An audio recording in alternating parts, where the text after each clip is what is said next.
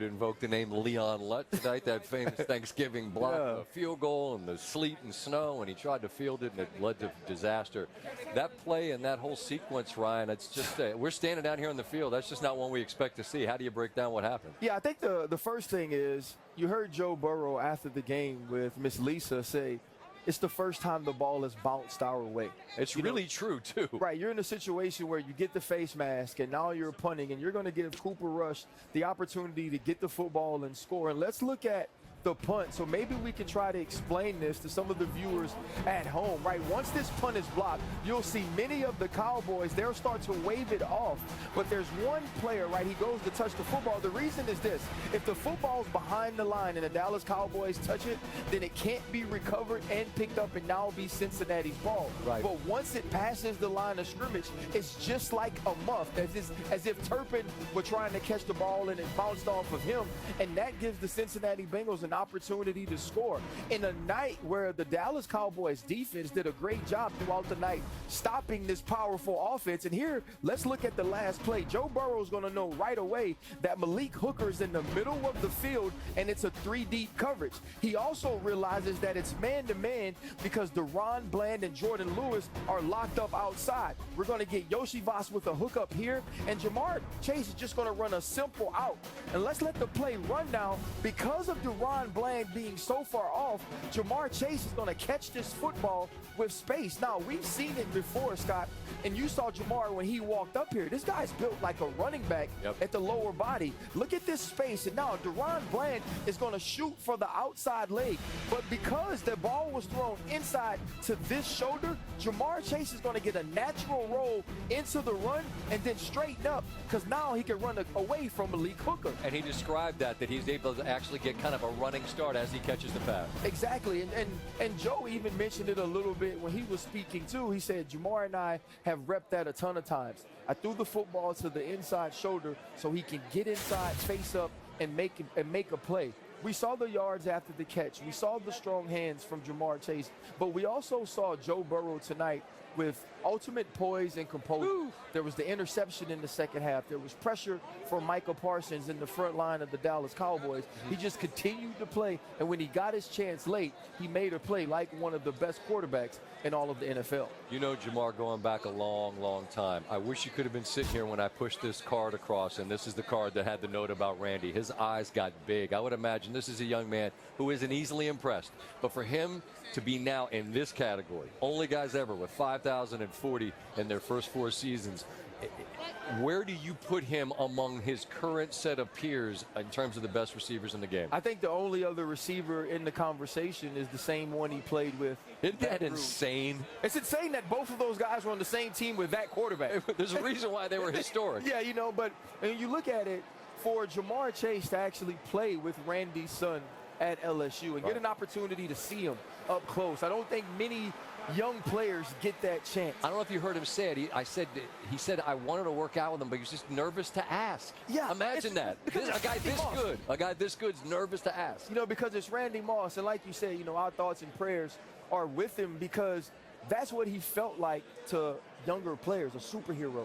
He felt superhuman because of some of the things that he could do. And so if you're Jamar Chase, a guy that won the Biletnikoff is his sophomore year at LSU, was a 5th draft pick in the draft, been a Pro Bowler and an All-Pro, to be in this position and, in my opinion, playing the best ball of his life and have your name mentioned with me, the most talented wide receiver that's ever lived, that's a huge testament to his work. I was joking about Soto money, but only a little bit. Like, baseball money's on its own thing, but whatever the most you can get is, someone's going to have to give him that. Somebody's going to have, the conversation's going to start at highest paid wide receiver in football history. It has to. You see the impact he had tonight. Ryan, I appreciate you. Thank you, brother. All right. As we continue here from Arlington, Texas, it's the Bengals by 7. Really devastated by the turn of events on the block kick. Obviously, we had a block kick call, made the play, and then had one in so many odds it turned against us, and we all would say, well, why block the kick? Just take the kick and get the field goal and kick. We'll all be second guessing that one. I was proud of the way the guys hung in there all day. Their quarterback's outstanding. And I thought we did some really good things out there, patched up. We'll know about Overshawn tomorrow. What do you say to a kid like Aurier who's just been activated, muffs the punt with 2 minutes to go? I know he's got to be having a tough postgame. Yeah, I don't know that we say anything to him. You just we made the mistakes out there. That mistake we made at the end was really it was very impactful. Is all I can say. If you'd told me that going into the end of that fourth quarter, all they had was 20 points, I would have taken that with a smile and said, if we can hold them to 20, that gives us our best chance, and we did that. So I thought our defense played really well tonight on balance, and played well enough to win. And obviously our offense played well enough to win. We just,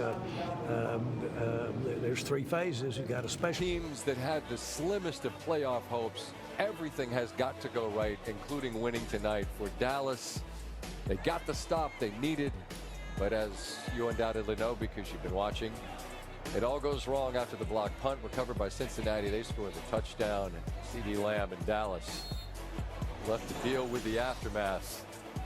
Some thoughts after the 7-point loss. What's the first thing that went through your mind whenever that punt was recovered by the Bengals?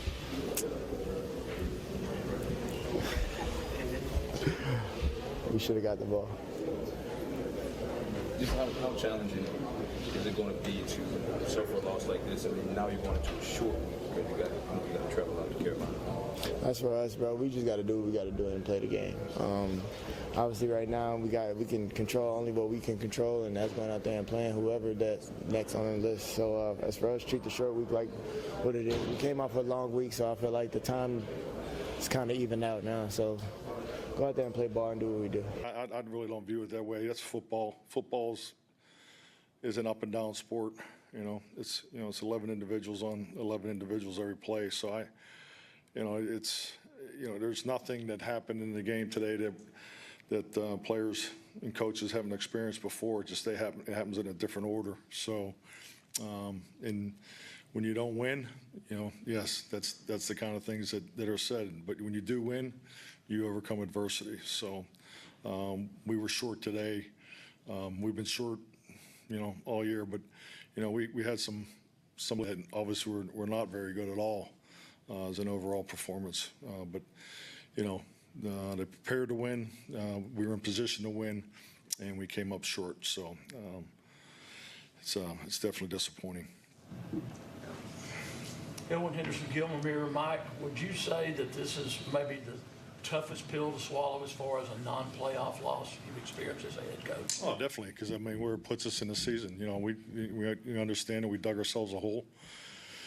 With the 7 losses coming in here, so we had to have this one tonight. Yeah, so definitely, this is a very